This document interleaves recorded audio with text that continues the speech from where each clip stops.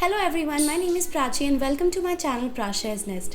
कहते हैं फीमेल्स का बेबी होने के बाद दूसरा जन्म होता है, to which I would 100% like to agree. New generation को इस दुनिया में लाने का काम भले ही भगवान का होता है, लेकिन जरिया उन्होंने हम फीमेल्स को बनाया है। 9 मंथ्स तक बेबी को अपने अंदर बड़ा होते हुए महसूस करना भी कोई आसान बात नहीं होती। पर लोग ये भी कहते हैं कि पैदा करने वाले से ज़्यादा बड़ा पालने वाला होता है, and which is very right, क्योंकि आगे आने वाले 5 सालों तक एक माँ अपना दिन रात, अपने शाम का चैन और दिन का सुकून त्याग देती है उस छोटे नन्हे बेबी के लिए। इसलिए we should always ask new mothers that how they are doing.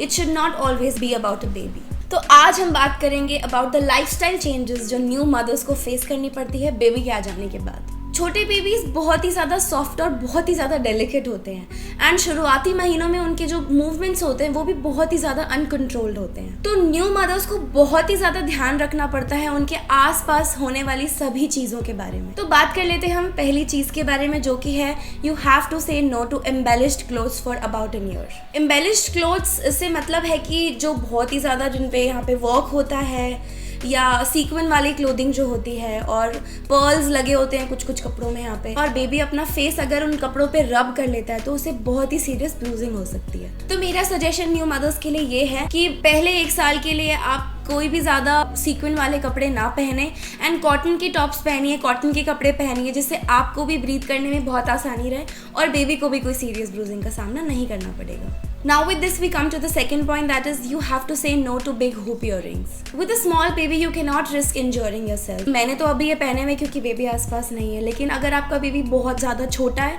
और अगर आप उसको कैरी करते हैं, जो 1-1.5 साल तक के बच्चे माँ की गोद में ही रहना पसंद करते हैं, और अगर वो आपके इयररिंग्स को पुल कर लेगा तो आपको बहुत ही ज़्यादा सीरियस इंजरी हो सकती है। एंड मैं एग्जांपल देना चाहती हूँ अपने हस्बैंड का। जब वो बहुत ही छोटे बेबी थे तो उन्होंने मेरी मदर इन लॉ के कान को इतनी ज़ोर से खींचा था कि उनका जो ईयर पियर्सिंग है वो बहुत ही ज़्यादा इलोंगेटेड है आज तक। खैर आई वॉज तो अ वेरी गुड बेबी, सो मैंने तो आज तक ऐसा काम नहीं किया। Wait a minute, who are you? तो मेरा सजेशन इस पॉइंट पे ये है कि छोटे studs will go a long way, and कोशिश कीजिए कि आप अगर बेबी के साथ ना हो तभी ऐसे बिग इयररिंग्स पहने। अब बात करते हैं लाइफस्टाइल चेंज नंबर 3 की। I am so sorry but you have to cut your nails. तो भाई नेल्स तो काटने पड़ेंगे। You want to be the last person to bruise your baby. ये देखिए मेरे नेल्स। अब ये मत बोलेगा कि मैंने इस वीडियो के लिए काट लिया। आप पुरानी जितनी भी मेरी वीडियोस वो आप देखेंगे तो मेरे नेल्स की लेंथ इतनी ही है, और पिछले 2 सालों में मैंने केवल एक बार अपने नेल्स लंबे किए थे, जबकि हमारी एनिवर्सरी थी and we were going for a vacation. बस एक बार 2 साल में तभी है। अब मेरी बेबी एक्चुअली 26 मंथ्स की है, but yes this is very painful for the girls who love their long nails. तो लॉन्ग नेल्स का एक और बहुत बड़ा नुकसान है कि जब आप बेबी को मसाज करते हैं, तो मैं अपने बेबी को जब से वो 2 मंथ्स की थी तब से मसाज देती हूँ, और अभी भी मैं उसे मसाज देती हूँ। तो मसाज करते करते नेल्स से बहुत ज़्यादा लग सकती है। जैसे आपने ऐसे चेस्ट पे किया तो उसकी नेक पे लग सकती है, कहीं भी लग सकती है। और चलिए अगर आपने मसाज ध्यान से कर भी ली, तो जब आप छोटे बेबी को खाना मैश कर करके खिलाते हैं तब वो बहुत ही ज़्यादा अनहाइजीनिक हो सकता है बेबी के लिए, एंड उनको स्टमक में इन्फेक्शन भी हो सकता है। तो ये सजेस्ट करूँगी कि प्लीज़ अपने नेल्स को शॉर्ट ही रखिए। Lifestyle change number 4 is here always pulled back. मुझे बहुत ज़्यादा शौक था अपने हेयर को प्रिम एंड प्रॉपर रखने का, उनको स्टाइल करने का, लेकिन जब से अनायशा को सबसे पहली बार अपनी गोद में लिया था तभी मुझे ये समझ में आ गया था कि खुले बालों के साथ तो बेबी को मैनेज करना बहुत ही मुश्किल हो जाएगा। जब बेबी ब्रेस्ट फीड करता है तब उसकी आंख में, उसके मुंह में आपके अगर शोल्डर लेंथ से ज़्यादा लॉन्ग हेयर है तो उसके मुंह में जा सकते हैं, और बच्चों में आदत होती है कि वो बहुत ही ज़्यादा हेयर को पुल करते हैं एंड आपको वो इरिटेट कर सकता है, and you don't want that, do you? So new mommies के लिए सजेशन ये है कि always carry a rubber band with you because you may need one any time. Lifestyle change number 5 is mom guilt. अगर आप एक working mother हैं, खैर मॉम्स तो सारी वर्किंग ही होती है, so let me put it in this way,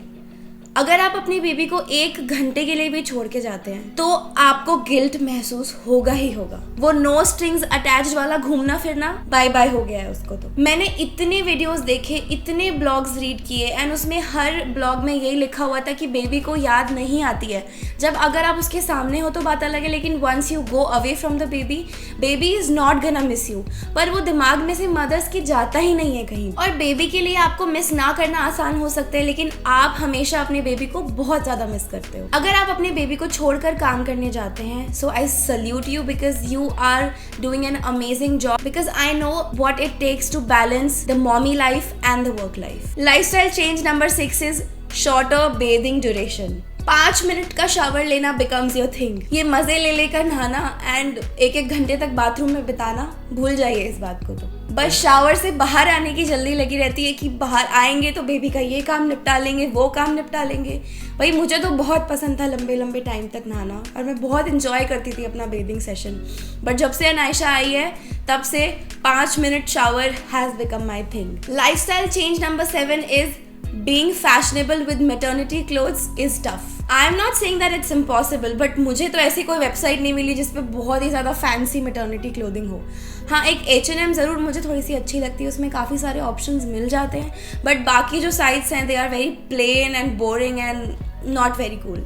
and maternity wear पहनना क्यों ज़रूरी है? क्योंकि अगर आप बेबी के साथ बाहर जाते हैं और अगर आपका बेबी ब्रेस्ट फीड करता है तो आपको कहीं भी और कभी भी उसको ब्रेस्ट फीड कराना पड़ सकता है। ये मत सोच के निकलिएगा कि मैंने अभी घर पे करा दिया तो बेबी अब 1-1.5 घंटे तक नहीं करेगा। बाहर जाने के बाद बेबीज एक्चुअली थोड़े से स्ट्रेसफुल हो जाते हैं एंड वो कोशिश करते हैं कि वो ब्रेस्ट फीड करके थोड़ा सा उनको अच्छा महसूस होता है। और अगर आप मैटरनिटी क्लोथिंग में इन्वेस्ट नहीं करना चाहते हैं तो आप नॉर्मल टॉप्स पहनिए एंड अपने साथ एक फीडिंग केप जरूर लेके जाइए, बिकॉज अगर आप एक भी ले लेंगे तो that will suffice you. Lifestyle change number 8 is no long talks with your besties over phone. Priorities इतनी ज्यादा बदल जाती हैं बेबी आने के बाद, तो अगर आपको आदत है अपनी बेस्टीज से घंटों बतियाने की तो वो तो अभी आपको पॉज कर देना होगा, क्योंकि अगर आपकी बेबी आपके हस्बैंड के पास है या आपकी मॉम के पास है या आपकी मॉम इन लॉ के पास है, फिर भी अगर बेबी की अगर आपको आवाज़ रोते हुए आती है तो आप बहुत ज़्यादा टेंशन में आ जाते हैं। आपको लगता है कि कट करके बेबी को देख ले जाके कि वो क्यों रो रहा है या क्यों रो रही है। Trust me new mommies, baby रोता है तो मदर्स थोड़ी सी अनसेटल हो जाती है and it's very very normal and it's a very healthy part of motherly instinct. तो अगर आपके फ्रेंड्स आपके आसपास रहते हैं तो मैं सजेस्ट करूंगी कि आप उनको घर पर बुला लीजिए और आप दोनों मिलकर बेबी को संभालिए भी और बातें भी खूब कीजिए। Lifestyle change number 9 is you will miss doing nothing. Baby आने के बाद काम बहुत ज्यादा बढ़ जाता है और आपको मजा भी आता है, ऐसा नहीं मैं बोलूंगी कि बहुत मजा नहीं आता है काम करने में, लेकिन कभी कभी इरिटेट भी हो जाते हैं। तो अनायशा आने के पहले मैं बहुत घंटे ऐसे बिता लेती थी, फ़ोन चला रही हूँ या कुछ भी कर रही हूँ और बुक रीड कर रही हूँ, लेकिन बेबी होने के बाद ये थोड़ा सा मुश्किल हो जाता है। So you can not do nothing. अगर आपके पास टाइम है भी ना तो आप सोचेंगे यार सो लेती हूँ, या फॉर एग्जाम्पल बेबी की बॉटल्स क्लीन कर लेती हूँ, बेबी के कपड़े धो लेती हूँ, बेबी की अलमीरा जमा लेती हूँ। इतने सारे काम पेंडिंग में हमेशा रहते हैं कि आप मिस करते हो डूइंग नथिंग। सो अब बात कर लेते हैं पॉइंट नंबर 10 की, जो कि है no late night parties. So remember the time when you used to be a party animal and you used to party all night. अब आप ये नहीं कर सकती, क्योंकि सबसे पहली बात, अगर आप बेबी को छोड़ के चले भी जाएंगे और आप लेट नाइट आना भी पसंद करते हैं तो सुबह बेबी जब उठेगा आपको बेबी के साथ उठना ही पड़ेगा। You have to sleep with the baby and you have to wake up with the baby। तो गए वो जमाने जब आप रात को लेट नाइट आते थे एंड मॉर्निंग्स में देर तक उठते थे। तो मैं ये नहीं कहूँगी कि ये बहुत ही ज़्यादा इम्पॉसिबल टास्क है, आप ये कर सकते हैं, लेकिन अगर आपका पार्टनर आपको इसमें फुल सपोर्ट दे तो। लेकिन इंडिया में इतना ज़्यादा ये होता नहीं है। तो लेट नाइट पार्टीज आप तब कंटिन्यू कर सकते हैं जब बेबी आपके बिना आराम से सोना सीख जाए, एंड फिर तो क्या है, बस मज़े ही मज़े। तो ये थे गाइज बहुत सारे लाइफस्टाइल चेंजेस जो एक मॉम को फेस करने पड़ते हैं, और आई होप आपको इस वीडियो में मज़ा आया हो। और अगर आप मेरी बातों से अग्री करते हैं तो प्लीज़ कमेंट सेक्शन में मुझे लिख कर बताएं, and also please do like my video, एंड मिलते हैं हमारी नेक्स्ट वीडियो में गाइज। Bye bye.